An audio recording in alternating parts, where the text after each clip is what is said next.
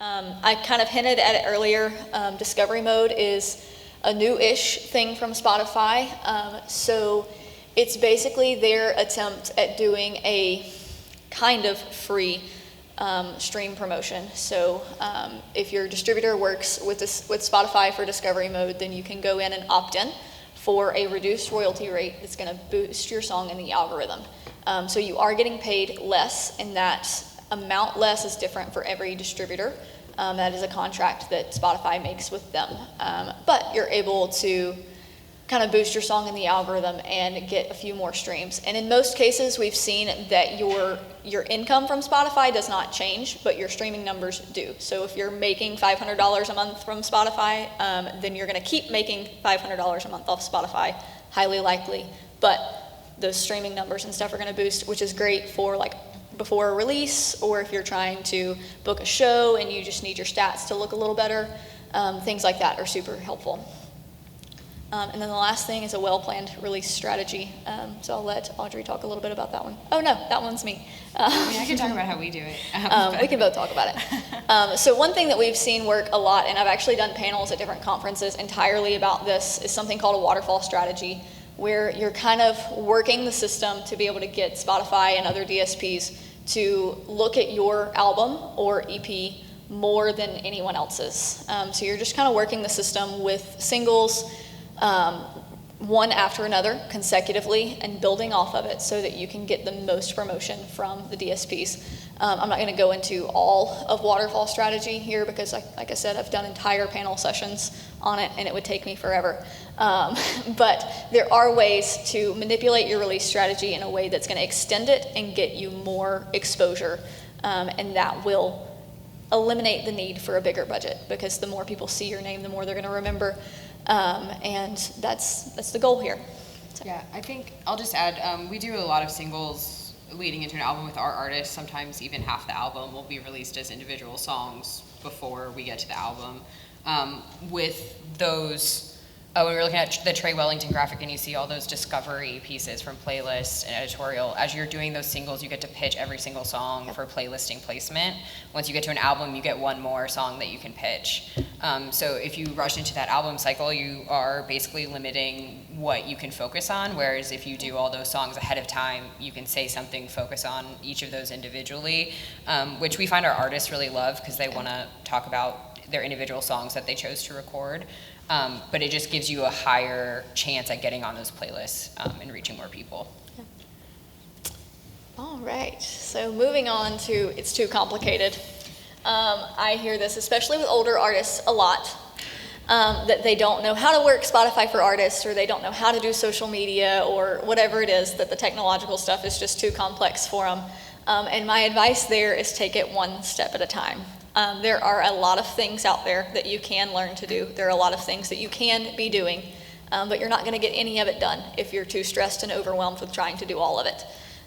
So my advice to artists is to just focus on one. If that's Spotify for Artists right now, take several months, learn Spotify for Artists, get it down, get a routine going, and figure out how it works for you. And then start learning about Pandora Amp and spend a couple months learning about that. Then start trying to boost your social media. Just do it incrementally so that it's not super overwhelming, because that's the biggest thing.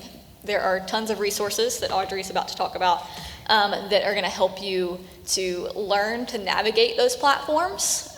But if you're too overwhelmed by all of it, you can always take a step back and just focus on the ones that are easiest for you, and then learn as you can. It's not that there's too much going on for everybody to be doing everything all the time, and if you don't have a team behind you doing all of it, it's just easiest to focus on the things that you can do well. So as Erin mentioned, pretty much every streaming platform has resources for artists to learn how to use them. You know, they want you to interact with the tools that they have, and they want you to do that so people listen on their platform. But you know, if you get on into Spotify for Artists, there are guides on everything you could possibly do in their back end. So a lot of what I do, we do monthly newsletters for our artists that are literally me just compiling these links and sending them out to say, this is how you claim your account, this is something you can change, this is something you can add. And I think it is overwhelming for a lot of artists to think of everything at once, you know, even with how to talk about that stuff on social. We try to tell our artists, like, pick one this week and talk about that one once, and then next week switch to a different platform if you feel like you can. I think it's very easy to feel overwhelmed, but if you're doing everything poorly, that's not as good as doing one thing really well. So we really try to get people to narrow in on those things that they can be successful at. All right. Your audience isn't online. Like Audrey said, we work with a lot of bluegrass, and a lot of them are much older, and a lot of their Southern Gospel's really the big one here. Southern Gospel too, yeah. And so they're thinking their target audience is older. They're beyond using these platforms. They're still buying CDs. They're doing all these things. We've heard all of it. Then we want to reach new audiences. So like specifically with Southern Gospel, because their target audience is so much older, the genre will die out if you do not find new, younger audiences. So we need to be finding ways to reach these younger people. If you, as an artist, think that your target audience is much older, then your music is going to lose support when those older audiences start to die off, as is the circle of life.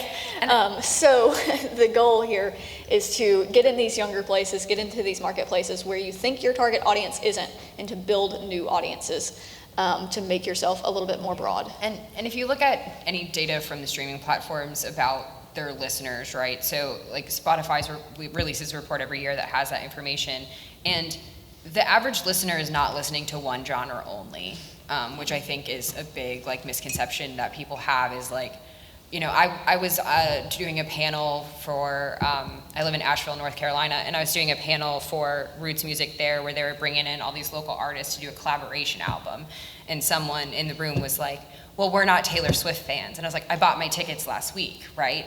So, but I'm here too. And I think that's like the big misconception that a lot of people have is like, my fans only listen to this type of music and they're not there. But if you look at the data, people are listening to all sorts of types of music across the streaming platforms, and that's something to me that makes streaming really cool, is that people have access to all those different genres.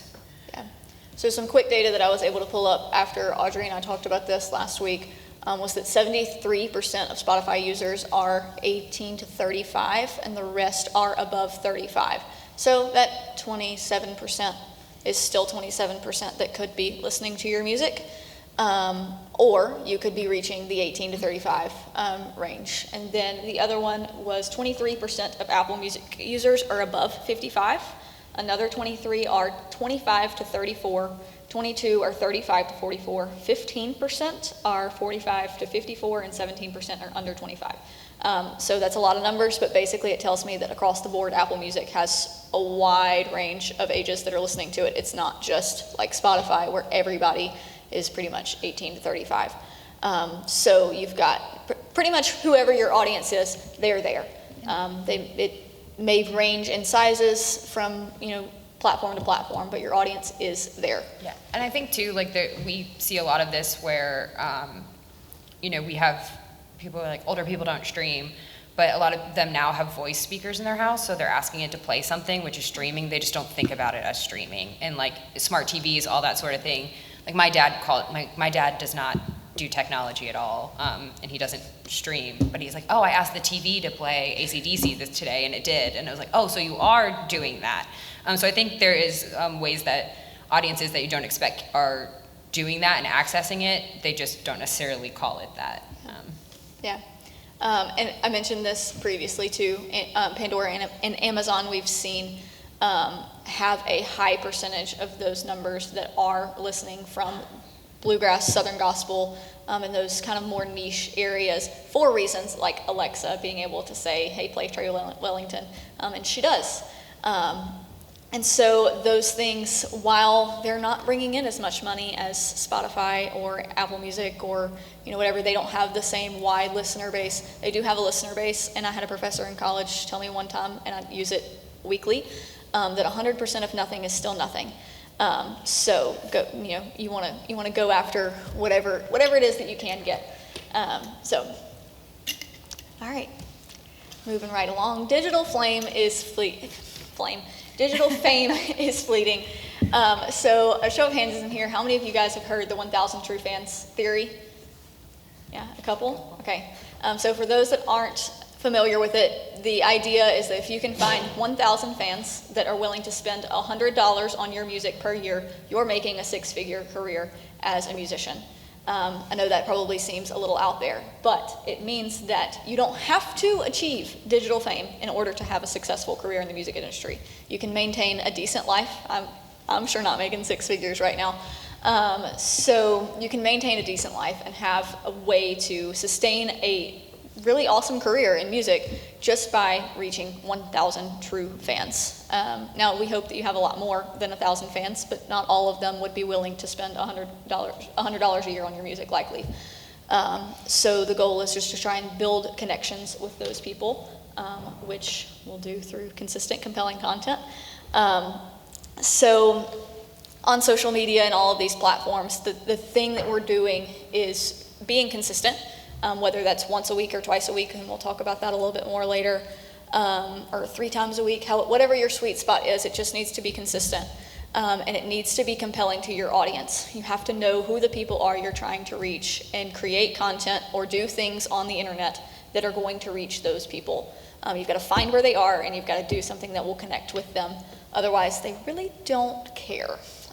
So again, making content to connect, we want something that they are going to emotionally connect with, so that they emotionally connect with you, and then they're invested in everything that you do for the rest of time. All right. You have to be online 24/7. What you got about it, Audrey? So this is, I'm sure everybody's heard all of this. Like, it's like, how can I be on TikTok and Instagram and Facebook, even though not many people are there anymore? And now YouTube Shorts is a thing. Yeah. And how do I do all of this? I will say it kind of goes back to what I was mentioning earlier, where it's like, if you can't do all of them well, pick the ones that you can. And I think I was at a panel yesterday that they mentioned this, like, pick the platforms you can be authentic on. Yeah. I think, not everybody wants to jump on TikTok, but they can record themselves playing a song and put it on Instagram, and they feel comfortable in that platform. So, like, just be there and do it really well. Something we've started doing with a lot of our groups that are really scared of social media is doing batch content creation days. So whether that's we go to a live show and create video from that, or when they're in the studio, we have them sit down and talk about some of the songs they're recording in that process. But we'll do a day, maybe 2, and have content for the whole album cycle, basically. So I think like there are a lot of ways to make that content seem more bite-sized and not something that you have to do all the time, but something you can prepare for and then schedule out. So it's not something you're like, oh crap, today I've got to get on TikTok. But you've scheduled your reel to go up on Instagram 2 weeks ago, and it's just happening, right? Yeah. So I think a lot of these processes can be automated and done in a way that you can do a lot in one section of time instead of it being a constant grind. What's the next one? I was like, finding it. So with that in mind, I think like TikTok has a guide for musicians on their website as well. When I was mentioning guides that the DSPs have, TikTok has one as well. And they basically say, like, people think they have to do something every day. They find that 3 posts is a good sweet spot, and people still get a lot of interaction there. So that's different than 7, that's different than 2 a day. So I think like you can, if you get those goals in mind, you can kind of find a rhythm to it that works for you and is more sustainable. If you drop off of all socials for a month because you just can't hack it anymore, then the algorithm's not going to pick you up again because you've lost all of that interaction that you've had with people. So even if it's less, if it's consistent, that's better. And that's why I tell people. And this is something else too, that when you are doing a lot more music releases, it kind of helps with that, because then you have something to talk to people about in a way that feels authentic to what you're doing and is personal, but not necessarily like, come with me through my house. Because that's another argument we get a lot with people, is that they don't want to open themselves up like that online. They just want it to be music focused. But there's a lot of ways to do that while still There's a lot of ways to still be personal whilst keeping it focused on what your music is. And that goes with the create content you enjoy. Yeah, it does. All of this kind of goes together. It's like, it's like if you are miserable making a video, everyone's going to know that you are miserable when they see the video. And I think that's where like picking stuff that works for you and feels true to you is really important. Right. You guys have some people that work with social media managers, don't you? We do. So that's another way to kind of lessen that load. From the label, if a group has a social media manager, they're looped into all the planning processes and get all the assets as we roll stuff out. It takes some pressure off of the artists to do that in real time. But we also have a lot that do it on themselves. It just kind of depends, but I think if you have the budget for a social media manager that can help with making content or strategizing how to post that content, that's a really valuable resource to have as you're trying to grow. All right, last one. And we have plenty of time left, so I hope you guys have questions when we're done. So digital strategies don't apply to live performers. So I think I mentioned earlier when talking about Pandora and Spotify that we're seeing increases in ticket sales because because of the things that we're able to do in some of these promotional tools. So Spotify, you can link all of your like bands in town and Ticketmaster and all of those things and be able to have your shows show up on your profile or your listeners. I had some this morning. I opened the Spotify app and it was telling me that an artist I listened to was playing here on November 1st. And so I should click this link and go buy my tickets right now. Otherwise, I probably would not have known that that artist was playing here November the 1st. So that's a great way to integrate things and kind of increase the amount of people who are coming to your shows. So that's super, super helpful.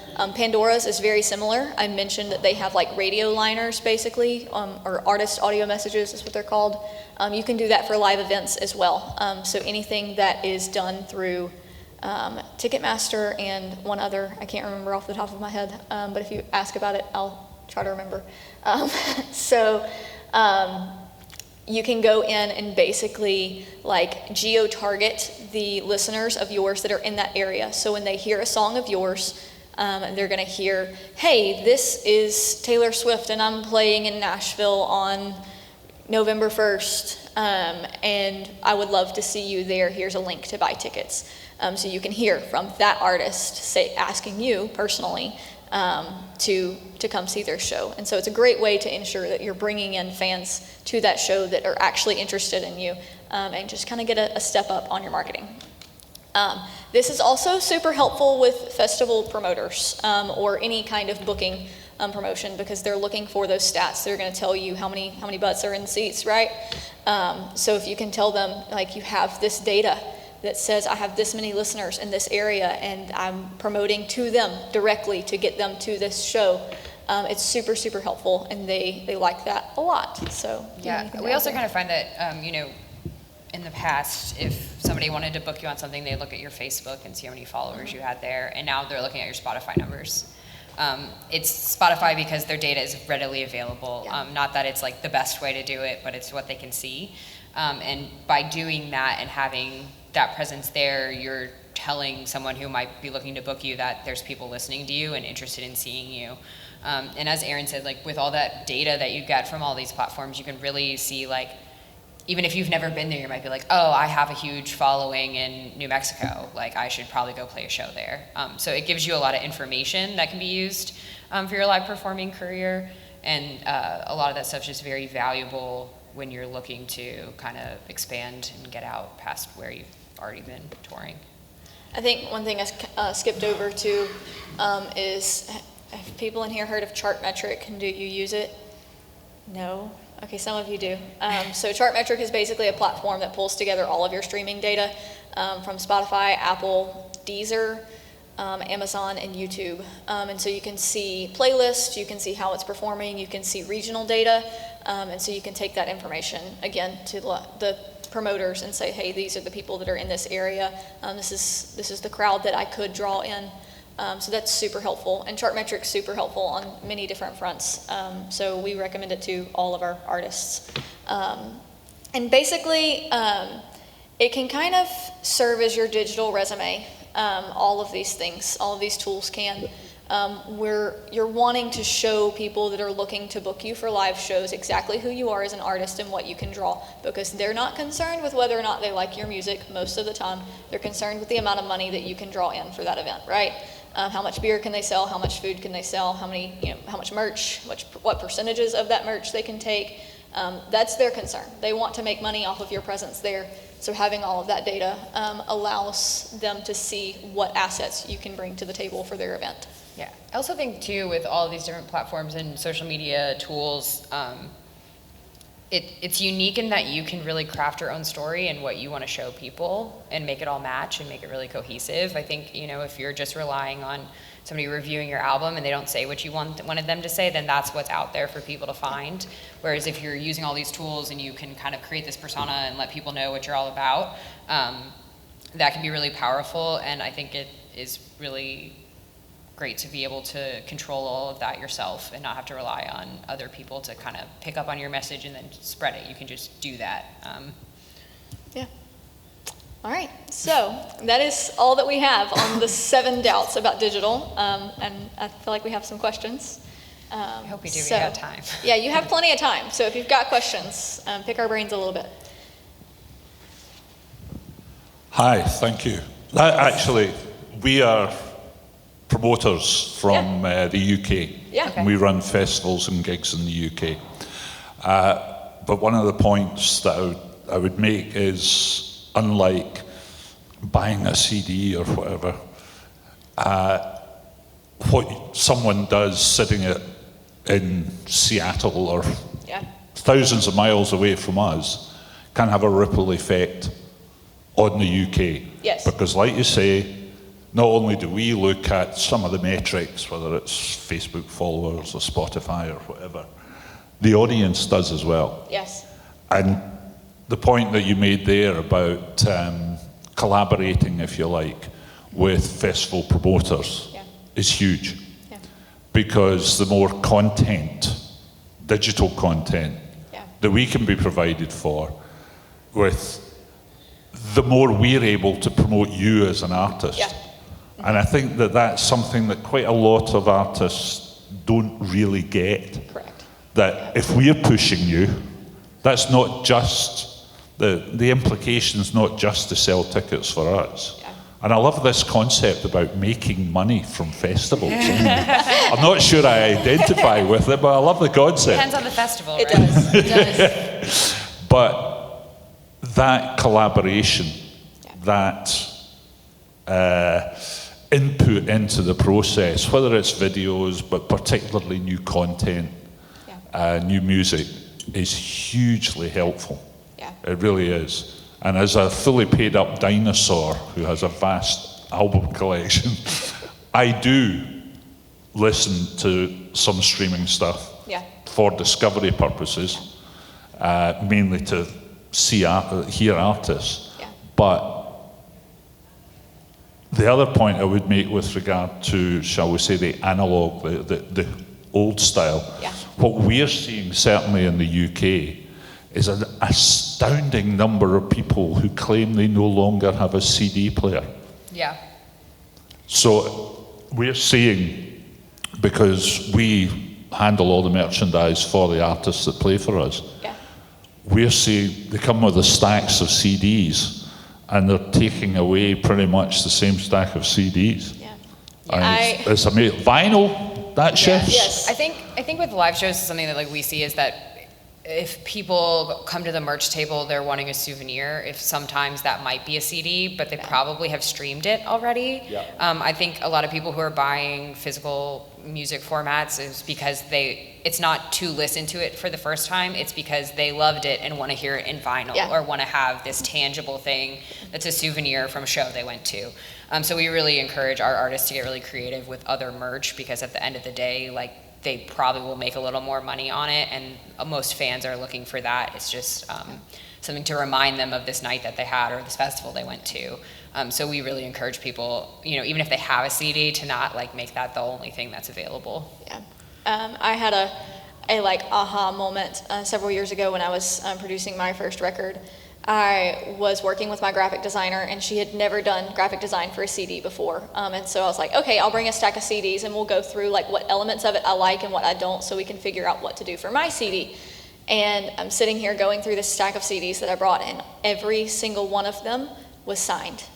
The only reason, none of them had ever been put in a CD player, the only reason I purchased them was so I had something for the artist to sign when I was able to meet them. So it was like, oh, really, like even myself, I purchased these CDs and don't listen to them. It's just that nostalgic item that I could have gotten a $5 poster, which posters aren't $5 anymore, which is bananas. I could have gotten a cheap poster or a sticker or, you know, whatever that was more useful in my life than this CD that's collecting dust. Yeah. So many questions. Oh, yay. Questions. Sorry, I sat too far back. It's okay. There was only 6 of you here. I was really tempted to be like, can y'all like? I almost here? did, Like, but I didn't want to be that person. Yeah, I previously taught like some college music business classes, and the professor in me was wanting to be like, everyone front row, but it's fine. Anyway, what's up? You touched on like conversion campaigns a little bit, trying to get folks to Spotify, and you know, as an artist, when I scroll through Instagram, the algorithm is constantly like, here's ways you can do a conversion campaign. Here's there's several YouTubers, and I think I heard you say it kind of gives your streams a boost for a little bit, and then it drops off. Wondering if you could talk more about that, and are there ways that those conversion campaigns can have longer lasting results, or maybe other ways to get longer lasting listeners? So there's a few factors that I think go into that. One being, if you don't already have a pretty decent following on some of these platforms, it's really hard for them to target the right people. So, you know, like when you do, say, a Spotify marquee ad that will do a pop-up window for a new release you have, when you go in to schedule that, it gives you options of who you want to target. And I think a lot of the valuable ones there are, some of them you can target like past listeners, so like people who used to listen to you but haven't listened to you in 3 months, or you can pick a certain area, or, you know, there's all these different groups that you can select, but there has to be a minimum number of those people existing for those campaigns to work. So often what we have to do is just kind of do the overall blanket one, because there's not enough people to send that ad to once you drill it down. So I think like when you are able to do things that are more specific and target those people that have already interacted with you, it probably would work a lot better than a blanket campaign that's just going to go out to, you know, people who might not ever have. If you do look at those ads on Spotify, as you make those selections, it'll give you an estimate of how many people are in that group. And I think it's really tempting to be like, I want to reach 1 million people, but those probably aren't all your people, so then you're spending money to reach people who might not really want to interact with you.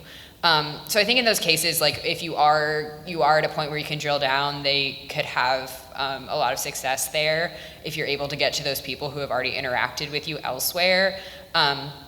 We haven't done it as much because we don't like run all of our artist websites, but I know people have a lot of success with like a Facebook pixel on their website that then they can run ads to retarget those people who've already visited them. So there's options to like really reach those people. I think you just need to be like as specific as you can be to make that happen, and really like know who you're targeting and why, to make the campaign, one, really smart, but also to reach people who have already shown an interest in you. And again, like I mentioned earlier, one of the other things with the Spotify ads is the budget. I think marquee ads are 40 cents a click or 50 cents a click, and then Spotlight's the opposite. I think marquee is more. But basically, like, your ad will run for 10 days or until that budget is spent on clicks. So to me, that is, you know, it's still really benefiting people who have a lot of money to spend on them. And if you only have $100, that's all you're only going to get that amount of clicks. Whereas like on some of the social media campaigns, you can reach a lot more people with a similar budget, and it doesn't cut off based on how many people interact with it. So that's something like I always find kind of frustrating. And we just haven't seen the numbers stay after the ads stop. So, I think because they're not reaching the right people or potentially not reaching the right people, people aren't continuing to listen to that music after the fact. So for us, that's not necessarily money well spent because we're trying to build people up over time in a career. And, we had a band who, their manager ran, I think, like 20 different Spotify ads. And then, like, as soon as they all ended, their numbers went right back to where they had been before. So to me, like, that's just not a good expenditure. Like, you could be doing video content, use that money to have somebody do a video content shoot with you, to have that, to make it really personal and share on your other platforms. So I think it's just like a calculation of what makes sense and how you're able to drill down. Does that answer your question? Yeah. Okay. I think I'll add to that too. One thing that we focus on from our side is making sure that if you're running the ad, making sure that everything else is in order. So like your profile, you want it to be somewhere that person wants to stay. So your profile pictures are up to date. Your bio is fun and quirky and tells who you are exactly. You've got artists' playlists and all of those things. You want them to find other ways to interact with you within your profile. So when they find who you are, they want to stay there and they want to learn and engage more. So just using literally every tool that is available. If you're going to run the ad, do it, go run everything else that you can, so that you can maybe draw some of those people in and keep them there. I mean, this isn't exactly like fan conversion campaigns, but, something else we always, in the genres I work in, that we always encourage artists to do is explain to their fans that streaming is also helpful to them. I think there's like, at least in the genres I work in, there's this like big misconception that like, well, if I stream you, I'm harming you because I didn't buy your CD. And so, a lot of our artists spend a lot of time like conveying to their fans at the merch table, like, well, actually, if you like go listen to me there, it can help me expand and tour more or do this. So I think like some of that is just when you're interacting with your fans, like communicating to them how they can help you. And one, that makes a personal connection where they're gonna feel like you're interested in them. And then two, it can kind of help break some of these misconceptions people have about streaming in the digital world. One way we've also seen work for artists to communicate that, especially with Christian music, is a very practical, like cheaply printed business card with a QR code to your streaming platforms. QR codes finally made it. Yes. Like it's super easy and super practical to throw that in at the merch booth with everything that somebody buys so that they have easy and quick access to your streaming. Can't tell you how many times I've been to a festival or a concert where I didn't know, like maybe the opener at a concert, I didn't know who they are, I listened to their music, I fell in love with them, and then I left the venue and maybe forgot who they were or forgot their name and didn't know how to find them again. But if I went to the merch booth and I left with whatever item it was that I got and that QR code of how to find them streaming, it makes it super easy and super accessible for them. They leave with something tangible knowing who you are. We've had people put it up on screens as well. Yeah, that works too. I don't know if you said that close enough to the mic. She said sorry. putting it up on We've the had screen. people like, if they have screens at their shows, put QR codes up there during their set as well and being like, scan me and follow me as another option. Yeah, so don't be, I know they're a little old for us younger people in the room. We're like, who uses QR codes anymore? But the pandemic saved them. Yeah, they do serve a very valid purpose, and don't be afraid to use them. Okay, I think we had a couple other questions. Yeah, so I'm a academic researcher. I work as a professor for a college in Boston, but I also run a record label and maintain a lot of connections in the industry. And I'm curious, just from your own experience, is it that, the common mantra is that streaming just doesn't pay. But is it really that it doesn't pay, or that it just pays out differently? And I'll just give you an example, and you tell me if I'm onto something or no, you're just not seeing it. Is if you are an artist, you're not a household name, but you cut 200 songs, and you're probably it's going to take you 10, 15 years to get that far into your career. Yeah. But for you to make $20,000, $30,000 a year off of your streaming, that's not the only thing that you can do and make a living as a musician, but is that kind of a reasonable expectation for what streaming could do for your career? I mean, to answer the first question, yes, it definitely just pays differently. Yes. And it's over time. And I think, I have a coworker who's also a songwriter, and he collaborates a lot with people, and he constantly sees that songwriting money that he gets grow because of the catalog that is now in the streaming catalog or streaming platforms that people are continually interacting with and listening to. So, I think again, it's kind of switching that mindset of I will get all of this money now, or I will get less money, but I will get it longer. So it really just stretches out that period of time, which, for some people might not be sustainable, but I also think it's this, if you're not there, then you're never gonna grow. I think as much as people can say bad things about streaming platforms, it's the reality we live in. And people use them, and they're going to keep growing, and cars don't have CD players anymore. So there's all these changes that it's just the reality of it. And I think just trying to embrace those things and switch your mindset a little bit to all of the power that it can have as far as discovery and building on itself over time, which I think is where, for the artists we work with that have a lot of catalog, is where a lot of that power is that all of their music is getting listened to over time. I don't know if that answered your question at all. I think,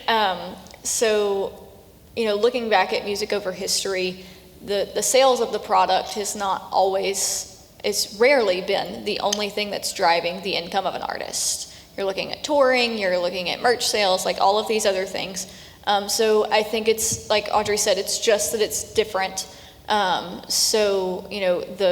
You're trying to increase the income streams, which is nothing new to the music industry. There's always been many different income streams.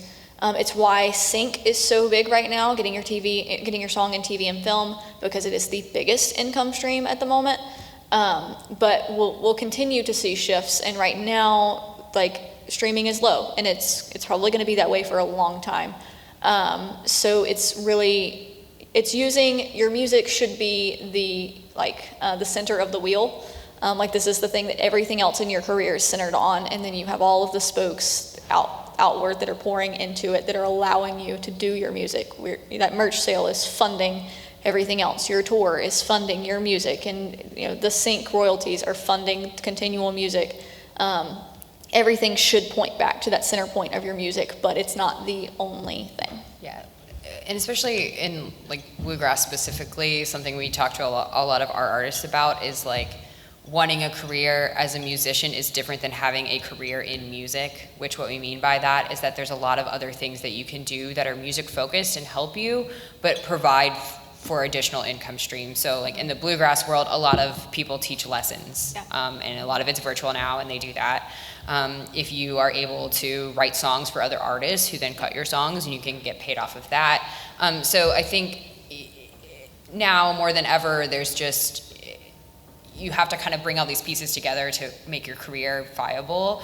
But those things can all still be related to help you grow and focused on what you're doing. Did you have a question? Yeah, I just had a question. I just had a question about merch bar. That Spotify, unless you put a Shopify link, they default to merch bar, which I saw a lot of reviews of that, and people are not getting their merch. Interesting. So I ordered my own CD. To see what would happen. And I never got it. Huh. And so I'm just wondering if you have any thoughts about, I've never heard of anyone successfully getting an order from merch bar. Interesting. That's new information for me. I haven't heard anything about that. So the alternative is Shopify, which is pretty easy in my experience. And so, I mean, I guess at that point it just comes down to a customer service thing of being aware of that problem and trying to find the ways that to adjust around it until it's resolved. And that's the only option is to pay for Shopify. I think so. I don't know. I hadn't heard that either, but I don't know that we have a ton of artists selling a ton of merch on Spotify.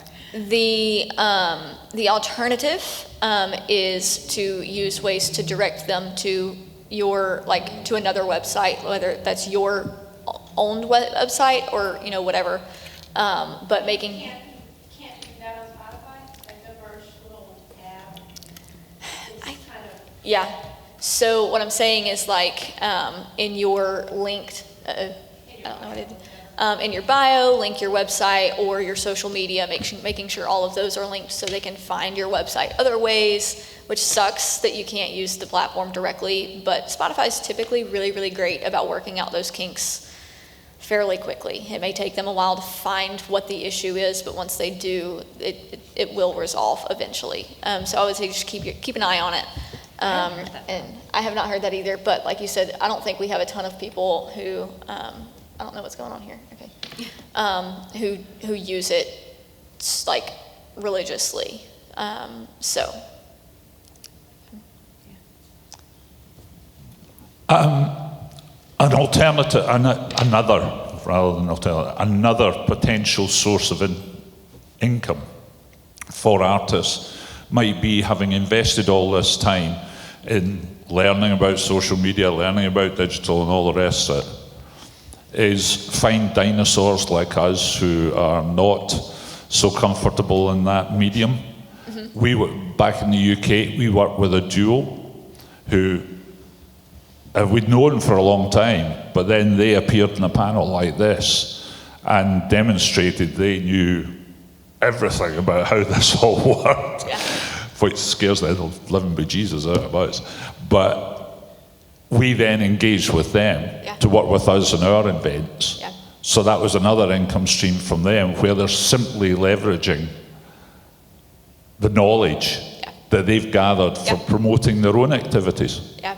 So that's worth thinking about if you feel really comfortable and you actually are quite knowledgeable about this. Yeah. There are loads of venues, yeah, out there who are not, and that you can actually offer a pretty economic solution, yeah, to